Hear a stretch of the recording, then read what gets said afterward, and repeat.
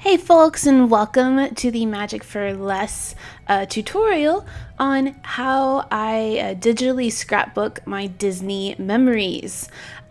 Little disclaimer, today is not going to be a how to use Photoshop. You'll notice I have Photoshop open here on my computer. You'll be able to watch me as I edit this particular page, but as far as using Photoshop, we don't have time for that today on the tutorial, but there are plenty of other YouTube videos out there that do some fantastic tutorials on different ways that you can manipulate photos and elements in Photoshop, and I highly suggest that you take the time to watch those so that you can make beautiful scrapbook pages as well, and who knows, you might come up with some better things than I do. So today we're going to be scrapbooking. I've been working on my 2015 scrapbook. I know I'm a little far behind. But what I love about digital scrapbooking is with all of the Photopass memories and things that we take on our phones and now video, we were looking at our scrapbooks and we were like, these scrapbooks are, one, the paper scrapbooks are getting too big and too expensive, and two, we're having a hard time incorporating video into paper scrapbooks. And so we found out about this and we came up with this idea where we can actually embed the videos into the scrapbook page, and I will show you guys how we do that. We can also do slideshows so that I can have multiple pictures embedded into my scrapbook pages, and they're just a lot of fun and we really enjoy them, and so I can then put them together and have them on my iPad and pull them out whenever people want to see our scrapbooks. Next disclaimer, I do use a Mac, as you can obviously see by my desktop, so I do not know how to do this on a PC. The particular apps that we're going to be using today, obviously Safari, which is my browser. I also have Chrome. That's what I use for live streaming different things, including the Be Our Guest podcast whenever I'm a guest on there. We're also going to be using this thing called iBooks Author. You can get it from the iTunes App Store on your Mac if you would so desire. We're also going to be using Keynote, which is Mac's version of PowerPoint, and obviously Photoshop. So I will show you guys how I do this. So going into my Finder, I kind of already got things organized for y'all, but I'll show you guys how I organize my stuff. So you'll see that I have 2014 pictures, 2015 pictures, and then I usually go in and organize them by month. You'll see in my done, these are the months that I have done. So for October, I still have these going on, but we're skipping ahead to November because we have Wine and Dine right here. This is when my family, my mom, my dad, and my husband all went to Disney World and ran the infamous 2015 quarter marathon for Wine and Dine. And I basically just put all of my photos in here, including video. Now, I've already actually scrapbooked this trip as its own scrapbook before, so this page is basically going to be a summary of the things that we did so that I can put it in the yearly scrapbook. So what I wanted to do is I wanted to just pick the pictures that I wanted to use. So I have this picture, and this picture, and then I also have this folder called Keynote, and that will be key to some things later on. Now, one other resource I wanted to show y'all is, where do you get these digital scrapbooking files? I found a great podcast called CapturingMagic.me and the Daily Digi. They were hosted by the same person when I found out about them. And they are basically a place where you can get digital scrapbooking kits for pretty cheap. They basically have a set of featured artists every month, and I think it's like $8 or something like that per month, and you can download the different kits per month, and they're very, very beautiful. These people are so creative. Like this one is like a camping theme. This one has kind of like a vacation theme. I'll log in so you guys can see. Once you guys become a member, this will be your login page so that you guys can see these are the different kits that were offered with my subscription this month. They're really, really adorable. I have scrapbooked with a couple of them already.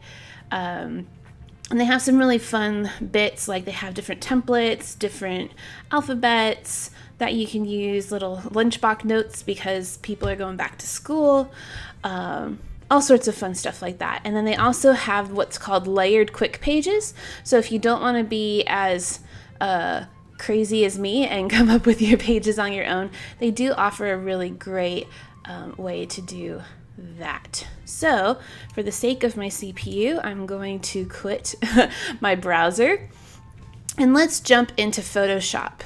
So what I do have, I'm gonna close these, hide those. So I usually start with a blank page like this. I will show you guys so that y'all know. This is my width measurement, 13.057. Height is 9.513. So that is a really great template that I have found that works really, really well for the iBooks author pages, which I'll show you guys here in just a second. So yeah, I usually start with just the blank thing. I import the photos that I want to use, and then I go into my scrapbooking. So I basically have all of my downloads here, and I picked one already because I figured you didn't want to watch me sort through all of these. And so I picked out some different elements that I liked. I also picked out a paper that I liked. And so I can show you guys that right here. So here's the paper that I liked. I resized it to fill the whole page. And then I have my photos. So I can't see my keyboard. There we go. All right, so I'm going to resize these because obviously I don't want to have them filling up the whole page and being on top of each other. I'd actually like to see my photos when I pull it up. And I usually like to work in 3s or 4s. That way it just has a nice balance to it. So I'm going to rearrange my photos so that you can kind of see them a little bit better. So I love this photo. It has my wine and dine medal with the Epcot ball. It has the fireworks. This was from our view from our room at the Floridian. That was like the most incredible room ever. And then I have this awesome picture of me, my dad, my husband, and my mom, and we're all dressed up as Toy Story characters in front of Toy Story Mania. It's definitely one of my favorite pictures ever. Now I'm gonna pull these down a little bit so that we can see all the different layers. Come on. There we go. So we can see all the different layers of fun little scrapbooky things I have. So I have a little leaf over here. I have this little tag that says "Together is a wonderful place to be." I have a little journaling card. This is what we call a scatter. And so I'm actually going to resize this so that it fills the whole page. That looks good. And I'm actually going to bring it behind my pictures. So it has some lovely little depth right there. I have these really, really, really beautiful flowers right here. I have a little squiggly marker circle. I have a bracket, which I fell in love with when I saw it. So I'm gonna resize it, and then I'm actually going to make another one, and I'm gonna flip it around. Flip horizontal. There we go. So it kind of has a nice dimension to it. I'm gonna put this little arrow up here, and I want to resize that. Love that. This leaf I specifically pulled out to put behind the flowers. And this is very organic for me. I just kind of go with how I'm feeling. Now, notice that my bracket is covering up my wine and dine medal. We don't want that to happen. So we'll move those out a little bit. We'll move this over a little bit. And I'm not really feeling this little squiggly line, so I'm just going to get rid of that. And then I usually like my journaling cards to be a little bit sideways. Makes it seem a little bit more organic to me. And we'll put this like right, and I'm pressing the arrow key. I like that right there. Okay, so that looks pretty good to me. Everything is a little off center, so I'm just gonna select everything and pull it over just a little bit, and I think that looks great. Okay, so the next thing that I need to do is I need to add a caption. So I'll put that in here. Oh my font is set to 400. That is not going to work. 18, that's much better. We conquered wine and dine, even with the thunderstorms. This Disney trip was so much fun. Ta-da! So that's my little caption. I'm going to change my font color. I can choose a font color, and this one matches. That's too dark. Let's do that. So I can actually match the color of my layout. And then I'm definitely thinking that's going to be too small. We went from too big to too small. So maybe make it 30, and I'll probably this. Ooh, let's try this. Delete that, Disney trip. It was so much fun. Perfect. And then pull this up. And this is not doing what I want it to do. So I'm going to add some spaces in there so that it gets out of the way of the flower. Ta-da! I like it. Nudge that up just a little bit more, and ta-da! All right. Next thing that I usually like to do is I like to add shadows. It just adds a little bit of dimension to my page. I don't like them very big for the scatters, definitely. I like the scatters to be a little bit more flat to the page, but then for all of my other shadows, we can definitely, this is usually what I do. I do a 6 and a 6 and a 12. And that way it's going to be pretty uniform with the rest of my pages. And then I can also copy layer style, which is basically copying the shadow, and I can select everything else and I can paste it so that I don't have to do that individually for each thing. Now notice I don't add shadows for my text, because when you write on paper there are no three-dimensional parts of that. Yeah, that's looking pretty awesome. So I'm gonna go File, I'm gonna go Save, and this is where things get a little bit technical. I'm not adding video to this because my video is already in a different scrapbook. But if I did create a video template for myself that is the right dimensions for video, and if I had a video, I would usually put it in here so it gives me an idea of where my video would go on my page. But this particular picture right here is going to be where my slideshow is going to go. So I'm going to select my quick select button. I've already clicked on the picture. I'm going to click outside it, and that's basically selected everything around my picture. Well, that's not exactly what I wanted. So then what I'm going to do is I'm going to go layer. Well, usually I remember where that is, but I keep using, so I'm clicking Shift Command I, and that inverts my selection. So now this picture is selected. All right, so then I'm going to go over here to my layers. I'm going to take the picture that I just selected. I'm going to select all the layers underneath it, and I'm going to go Merge Layers.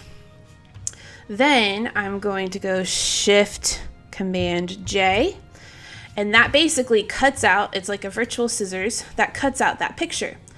And now all I have is transparency behind it, and that's what I want. And then I'm going to go File, Save As, and you'll see I have a Photoshop version of everything, and then I also have a PNG. That's just a different file type, and I'm going to save this as a PNG.